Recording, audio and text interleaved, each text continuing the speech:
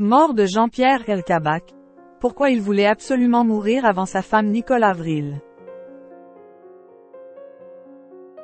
Ce mardi 3 octobre a été annoncé le décès du célèbre journaliste Jean-Pierre Elkabbach, lequel s'est éteint à l'âge de 86 ans. Il laisse derrière lui son épouse Nicole Avril, qu'il voulait absolument voir lui survivre. La raison est des plus romantiques. La journée du mardi 3 octobre 2023 s'est clôturée par une bien triste nouvelle. Jean-Pierre Elkabbach s'est éteint à l'âge de 86 ans.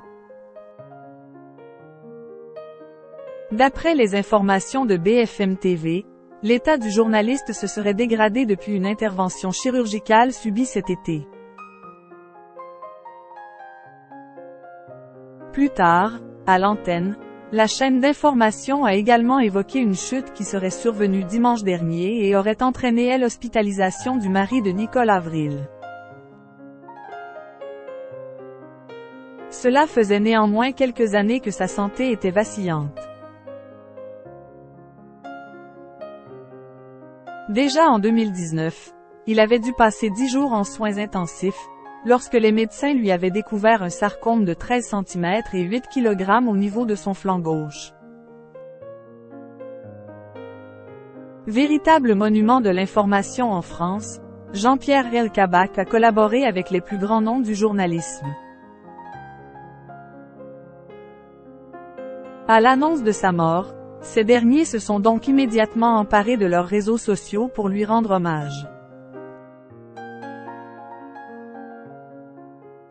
Parmi eux Michel Denisot, ancien présentateur du Grand Journal sur Canal+, Laurence Ferrari, qui l'a qualifié de plus grand intervieweur politique de notre pays, ou encore Léa Salamé, qui a fait ses armes auprès de lui.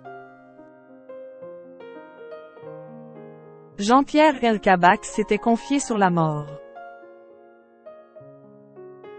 La mort, Jean-Pierre Elkabbach ne la redoutait pas tellement.